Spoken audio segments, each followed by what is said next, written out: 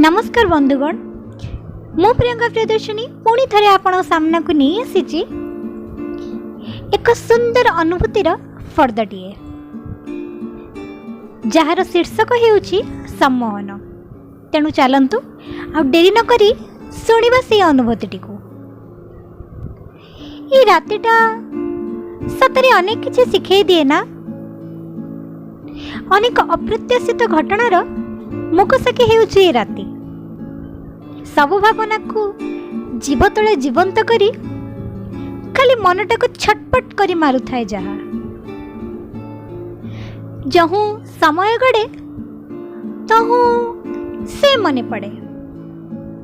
मने पकाइबार कारण भी अनिर्दिष्ट, पुणी मने पड़ुवा लोकटा भी क्यों कालरू निर्दिष्ट। खाली स्मृति सब सजे ही श्रृंखलाटे सृष्टि करि पारिछि। जहा आउ से श्रृंखला ही तो बारंबार से निस्तब्ध राति रे टाणी आणे मते से बालकनी ऊपर को मो अनिच्छा सत्वे भी के जानी से स्मृति सब को जीवंत करी ता भली अंतर्दाह रे जीवन जीवा को प्रेरित करिवो किंबा नुआ किछि आविष्कारर मार्गदर्शिका जारी करी बसे। यार उत्तर बोधे से ही जानी थिबो। बंधुगण कहती ना, सम्मोहन और दूरता काले परस्पर प्रतिलोमी।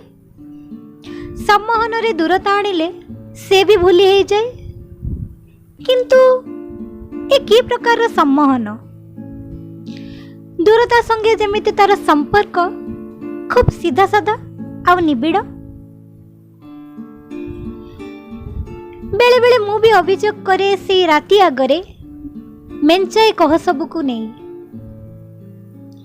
कौन हे पारे सम्मोहनर संज्ञा आउ ए सम्मोहन अन्वेषणर अभिप्राय। किंतु से फेराई देवार प्रतिश्रुतिबद्धता मध्यरे से एमिति पूर्व परि चुप होई रहे। बोधे से अदृश्य भावे किछि इंगित करुथाए मते, ताहा भी जाने ना। से एमिति एक अप्रत्याशित राति मो जीवन रे भी आसीतिला, जे कि मो जीवन रे गोटे नुआ मोड़ आनीदेला। आमर दृष्टिकोण को भिन्नतारे भरीदेला। थरे एक राति रे हठात बालकनी उपरे बुलु बुलु मोर नजर पड़ा गोटे अर्धवयस्क स्त्री लोक उपरे, जे कि स्ट्रीट लाइट तल बेंच रे बसी बोधे कांदुथिला कि कौन। पुणी साहाଯ୍ୟ आशारे अस्तव्यस्त होई एणे तेणे चाहुथिला मध्य। तेणु मु भी उत्सुक होई पड़िली, जानतरे हो किंबा अजाणतारे। किंतु प्रथम मु कही रखुची, से किछि दिन हैला मु खूब मानसिक अशांति मध्य गति करुथिली। काहेकि ना मु जे के अदृश्य सम्मोहनर अन्वेषण रे जे थिली, परिवार सह सेमिति किछि आत्मीयता आ नथिला। डाइनिंग हॉल को तो मु जाए, किंतु खाइबा पाए गोटिए छात तले रही मध्य आमे केमिति एक निसंग जीवन यापन करुथिलु। सेतिपई मु काहाको किछि कहिबाको उचित मने न करी माड़ी चलिली अंधार को चिरी से स्ट्रीट लाइट अभिमुखे। मते देखि से स्त्री लोक किछिटा साहस पाइला, आउ तार लुह पोछि शांत हेबाको लागिला। मु ता पाखरे पहुंची बस ता विषय पचारिबाको जाउची, हठात हठात से रातिटा कहीं निर्दय हो उठिला मो पाई।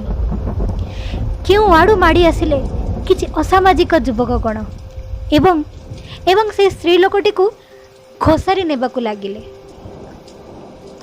प्रथमे प्रथमे तो मते खूब डर लागुथाए, किंतु परे किछिटा साहस जुटाई ताकू छड़ाइबाकू चेष्टा करिबारु किए जणे पछरु आसी मते देला शक्त धक्का। आ मु जाई सीधा पिटी हेली से स्ट्रीट लाइट रो खुंटी रे बास मुंड फाटी झर झर हे झरी गला खेई बुंदा रक्त आउ मो दृष्टि शक्ति भी निष्प्रभ हो उठिला। मो चित्कार शुणी कॉलोनी लोक किसी चली आसबार घटनास्थल उद्भान हो सारी से असामाजिक युवक गण। बास तापर मोर किछि मने नाही, किंतु आखि खोलिला परे मु निजको आविष्कार कली हॉस्पिटल बेड उपरे। मुंडरे पट्टी, हाथ और गोड़े भी पट्टी, देह सारा जंत्रणार चिन्ह। किंतु मो आखि खोलिबा मात्रे ही चारिटा आखि मते चाहि रहितिला आ से थिले मो बापा माँ। मो चेता फेरिबार समय को अपेक्षा करी करी बापा केमिति कौन के जाने अणनिश्वासी होले से हॉस्पिटल निबुज कांथ मध्यरे। आ माँ पूर्व थर परी भी कांदुथिला, जेमिति मो देह खराब हो गले कांदे। एथर किंतु से खूब कांदुथिला। आउ मो मुंडरे हाथ बुलाऊ बुलाऊ केते जे ठाकुर को मानसिक करी पकाइला ताहा मो शब्द रे प्रकाश करि परिबि नाही।